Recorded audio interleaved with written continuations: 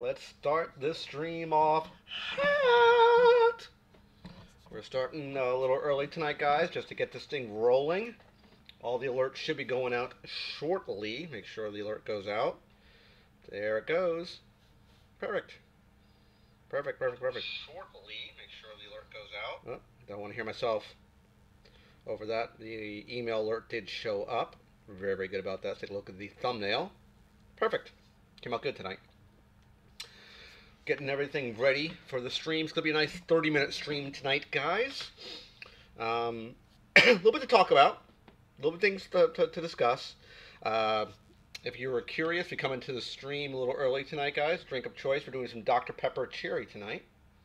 Again, not sponsored by Dr. Pepper. If you want to sponsor me, I will gladly take your drinks. I have no problem with that. I reset my internet card earlier. It was running a little slow. So hopefully everything will be kosher in the... Hey, Colin, thanks for coming into the chat tonight, my friend.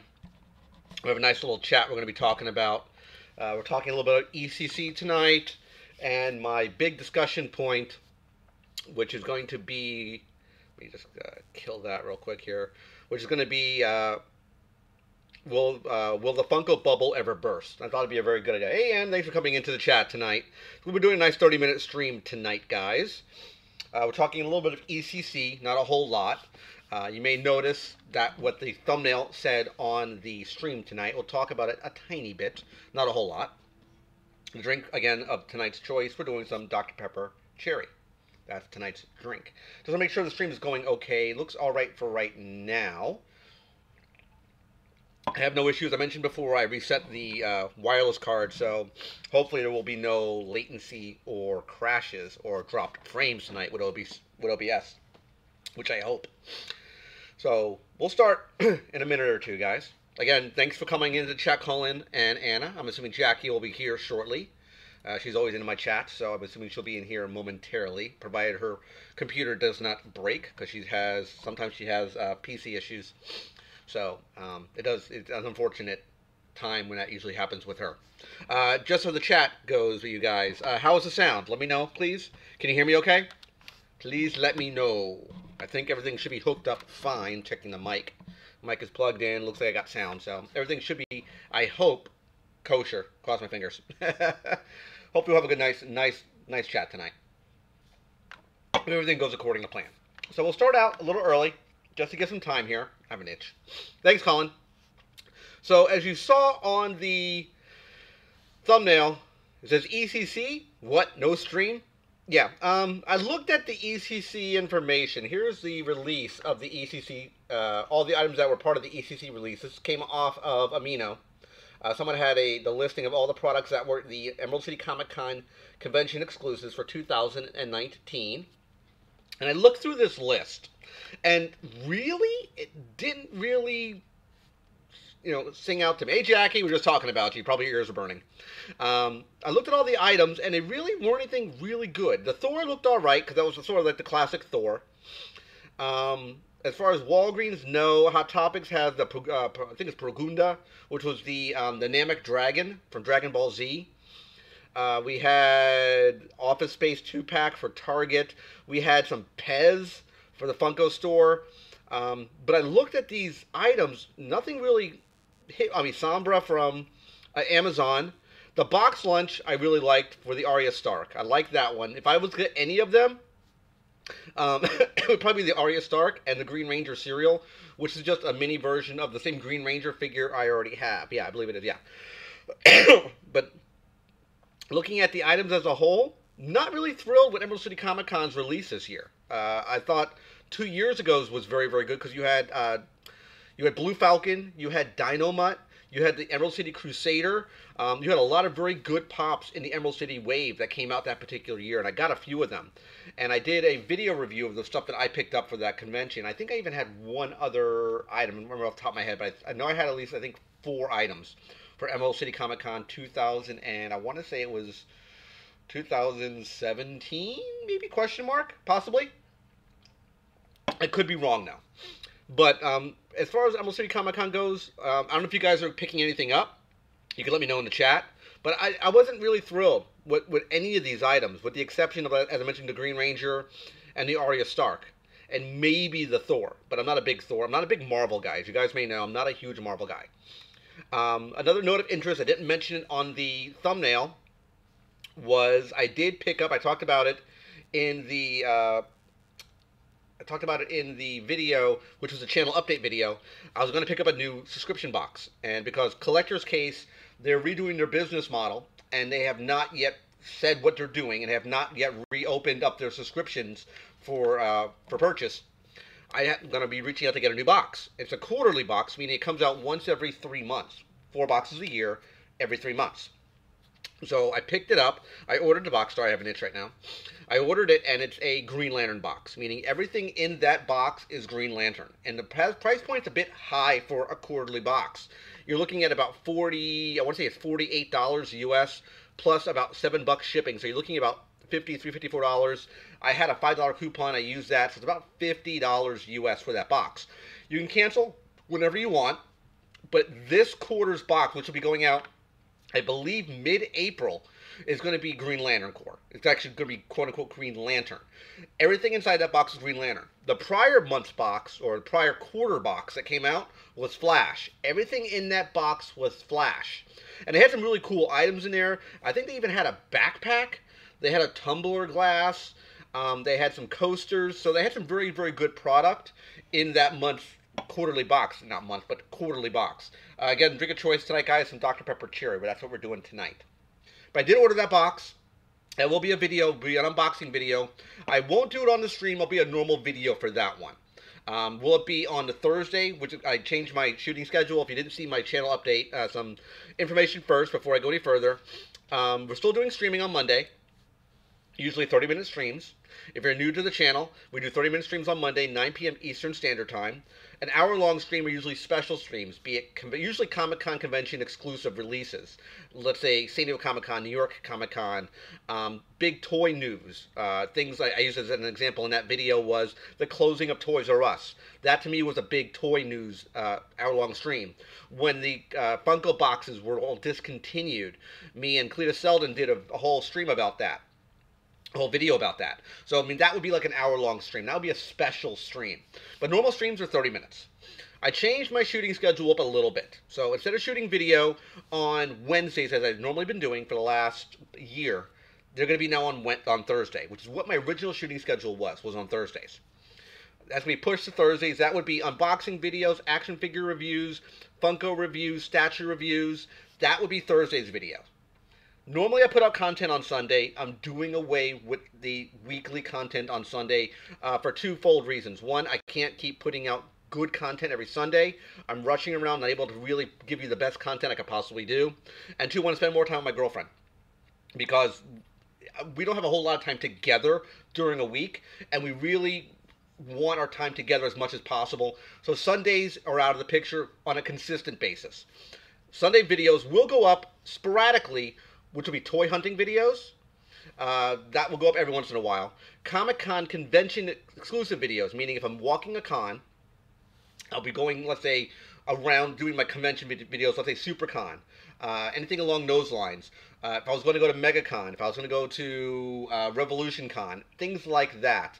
Convention exclusive videos when I do. I'm usually there for a day. I'll usually spend a good chunk of that day shooting video. If you've never seen my videos for walking a convention, take a look at it. They're usually Comic-Con videos. Usually SuperCon is the best one to look at. Those are the days, those are the videos that will be really going up on Sunday. Mainly the ones you'll really see are toy hunting videos. That won't be every Sunday. They'll be sporadic through the weeks. And the last thing would be winner videos. Let's see, giveaway winners. That will go up on a Sunday. And those would be, anytime you see a Sunday video go up, it'd be one of three things. A toy hunt, it would be a Comic-Con video, like a music video showing a convention, or some type of winner for a giveaway. That would be a Sunday video. But you won't get it every Sunday. Just want to let you guys know that now. I'm changing the shooting schedule up a little bit. And my thought process was giving a little less content might be more beneficial. Less is more. To make the content a little bit more special. So, I normally I've put out over 450 videos. I've put out close to 50 streams in the span of coming up to 3 years. On July 4th will be my 3-year anniversary of YouTube. So, keep an eye open for that. July 4th will be a very cool giveaway. I have one item already. I talked about it before. I have one item already planned. I know personally what's going to be there. It has an estimated retail value of $50. I can tell you that right now. I didn't tell anyone about this before. Kind of breaking news to the stream. It's going to be worth at least $50. Focus camera. There we go. And I'm going to be reaching out to Tate's Comics in Lauderdale. They sponsored the last 2 years of giveaways for the channel. So I'm going to see if we can do something as well for this year. I want to do something a little different. I want to get the items a little more valuable. I want to have a little higher retail price for the item. I know what I want to do, but I don't know if he's going to be willing to do it. So I'm going to have to speak to him about that, see if he's willing to do something with this. I think it'll be very, very cool, the idea I have. So going forward, talk about what we're going to be doing today's stream. Talking about Emerald City Comic Con. I want your opinion on that. But the real point of this stream, this is what I was going to do last week, but I think I needed a little more time, and I want the chat's opinion about this topic. And as you might have saw on the thumbnail coming into the stream tonight, is will the Funko bubble eventually burst? And what I mean by that is Funko has put out a lot of product in its history. If you're not really aware, Funko was founded in 1998. I did some research today in 98, and they sold their company in 2005. The big boy burgers that you would have seen, they were the real first quote-unquote bobbleheads that Funko came out in vinyl figure form. They looked a little different. Those were the sort of like the wacky wobblers. They weren't pops per se. The Funko LLCs really where Funko picked up its steam and started putting out a lot of content, a lot of stuff. So my question first and foremost is, will the Funko bubble ever burst?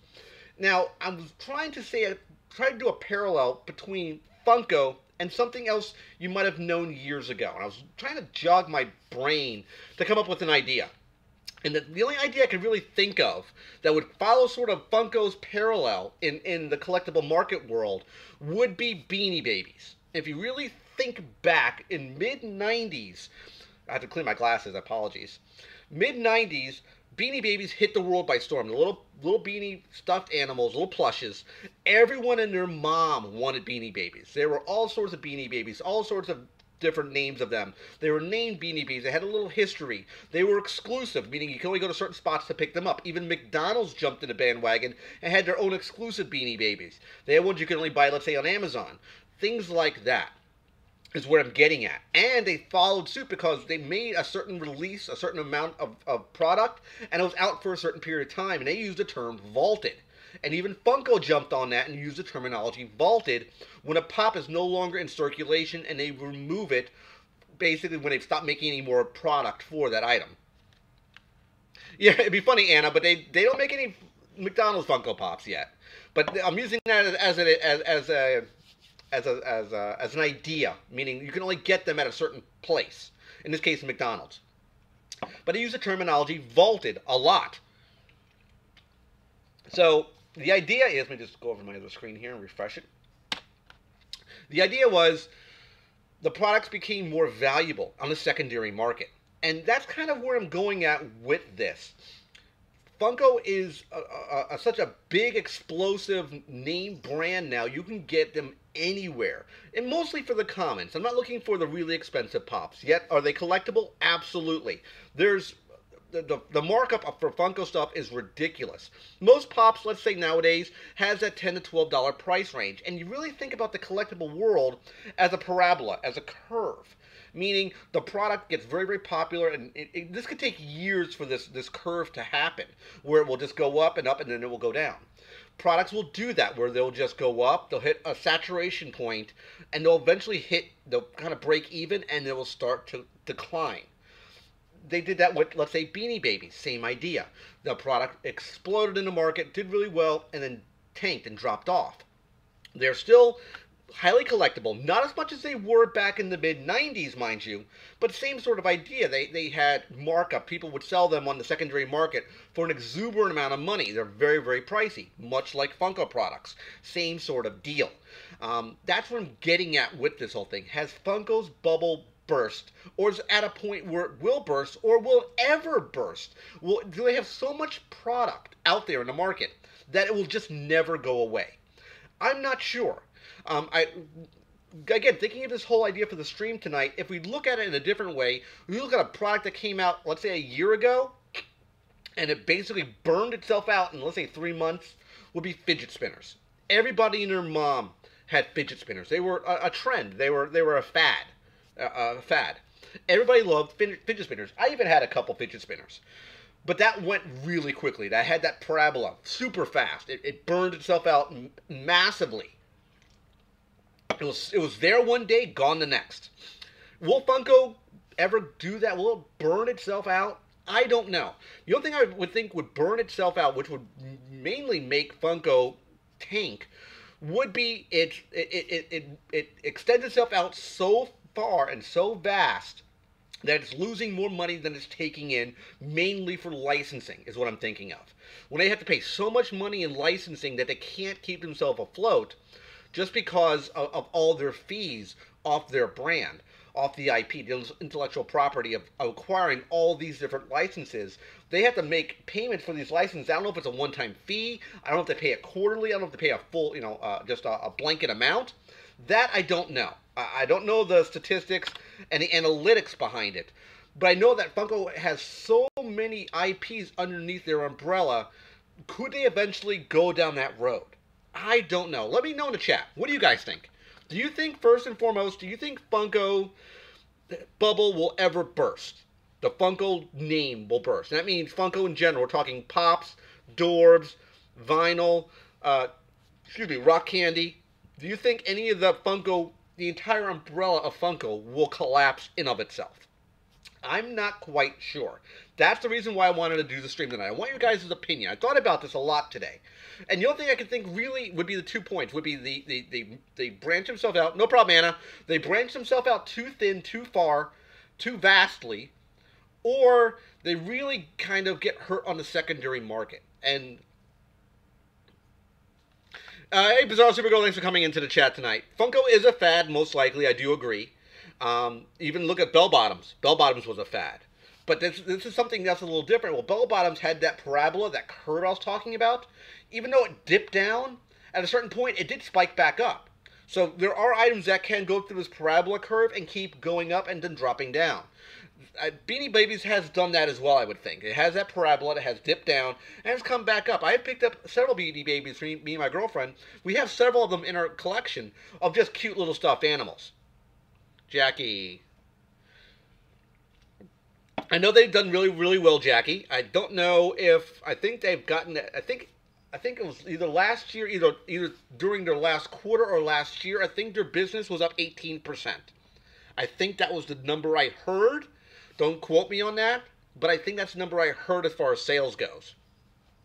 It is, I would do agree, Bizarre Supergirl, that the Funko kind of is a fad, per se.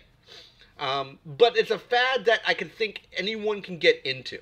It's not like an action figure. It's not like, per se, a statue. It's not like... It's a collectible that any... But I think that it does have a fad to it. But I think... OMG! Tom, how's it going, sir? If there's a depression and people don't have the expendable income, Pop is so popular, I don't see another way. They've been around a long, just be a fad. That's just me, though. Colin, I think will be a while. They're making pop figures from everything. Yep, I agree with both OMG and Colin on this. Funko thing, let's just face it, is an expenditure. If people can't afford the items, maybe that's why they can't buy it. But one thing about, I would say, Funko, as far as the products go, at least in the retail market. Now, I'm not talking Hot Topic exclusive, FYE exclusives. I'm not talking exclusives. I'm talking common pops.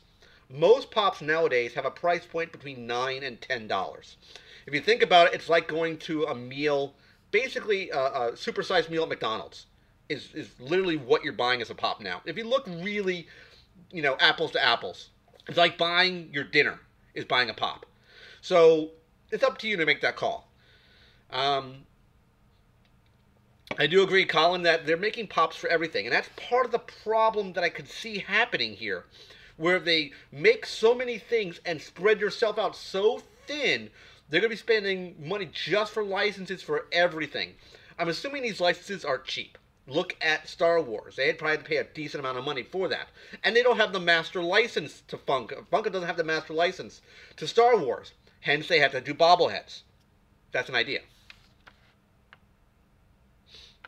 I think so, Bizarro Supergirl. I think they could be another 5 years. Remember, as I mentioned at the beginning of the video, they were created, Funko was born in 1998. Funko LLC, when it was sold off and then became Funko LLC in 2005. So it's been around 10 years, close to, 2005, at 10, 15. So you're looking at 14 years. It's still going strong. I came into the Funko craze a bit late. I came in 2000, I want to say 2014, I believe, but I could be wrong on the year.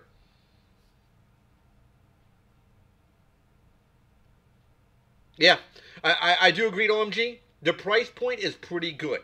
If you look at it, the price point for a pop is cheaper than most action figures. Even most 3 3/4 inch figures you'd see in the market, those usually are like $14.99 at Target. Let's say a Star Wars Black Series little figure from the Vintage Collection series, you're looking at $14.99 as opposed to a $10.99 pop. Again, we're looking at apples to apples. We're looking at a regular item versus a regular item. If you looked at, hey, an action figure, let's say a 6-inch action figure, we'll call it Black Series, we'll call it Marvel Legends, you could buy 2 pops for the price of 1 action figure. And if you give that to a younger kid, do you want 2 things or do you want 1 thing? They'll always want more of something. You're spending the same money, but you're getting more things, more bang for your buck, so to speak. So I think Funko as a whole is doing well. Could the bubble burst on them? Could the ground go out from underneath their feet? It could, because of licensing and really the secondary market. Because if you really think about it, the secondary market, a lot of people have jobs. That's their business. They'll go to I'll let them know in the chat now. You guys probably have gone to a exclusive release. Let's say New York Comic Con, San Diego Comic Con. You waited in line at a Hot Topic online, and you see a guy come in front of you, and they have a limit of 5 items. So he buys 5 of those exclusive pops, the one that you wanted. And let's say 3 guys ahead of you buy 5 each. Well, they just wiped out the entire stock of the item that you wanted. You weren't going to sell this. You weren't going to flip it. You're a collector. You just want to buy it because you enjoyed either that line, you enjoyed Funko, whatever the reason is. You can't get it now because some jerk came and flipped it. So that, let's say, $12 pop is now being sold on eBay or on Amazon for $30. He's making 3 times his money. Perfect example was the Halloween exclusive they did, which were the mystery boxes when you had the Clockwork Orange figure. That was the Chase figure. That pop, I got my hands on one. I was feeling the boxes trying to find one. That particular item was sold that day at a box, meaning brand new. You knew what it was now, for $100 online. That's what I mean by people will just rake in the secondary market for price.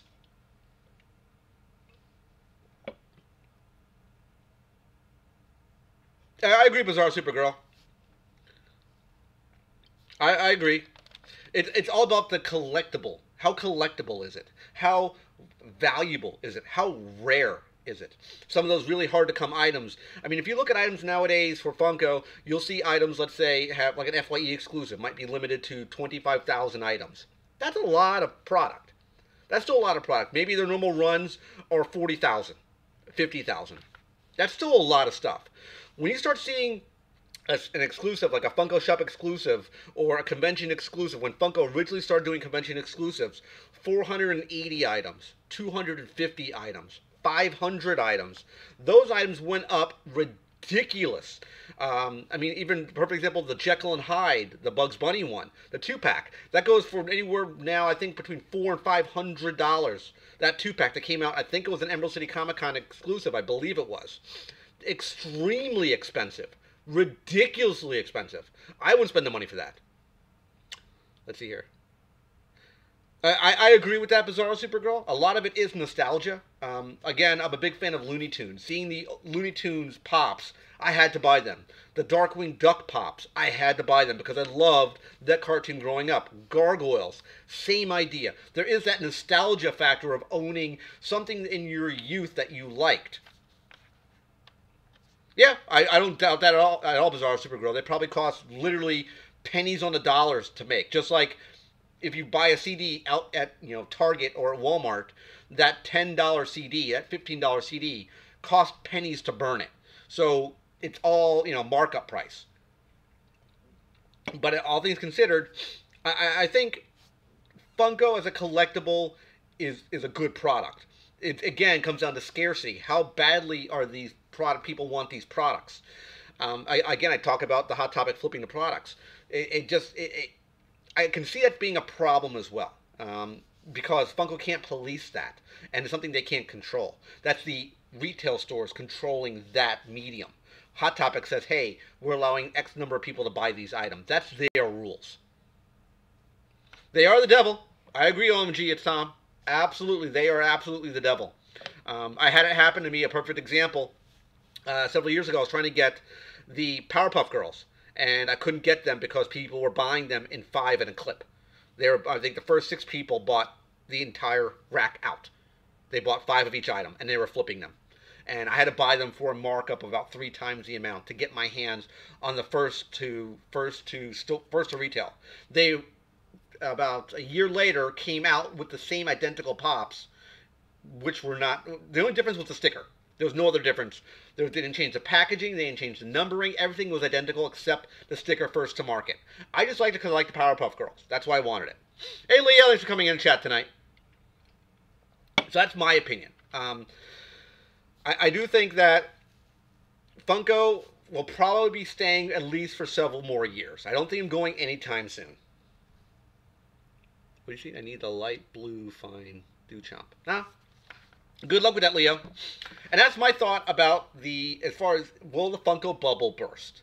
So we have a couple minutes now. I was wanted to get your guys' take on it. Pretty good discussion. Let's open up a little Q&A.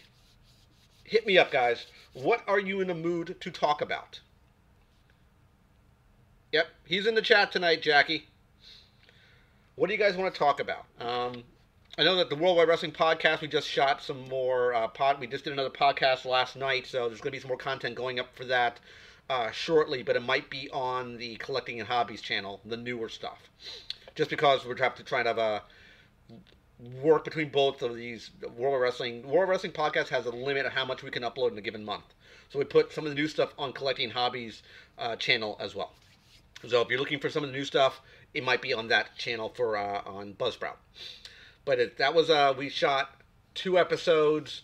One was close to 2 hours long, and the other one was about 30 minutes long. And that was the second one was fun because it was all me. That one was me doing a top 10 most anticipated independent wrestling matches of all time. That was a fun one to do. Ew. No, see, no.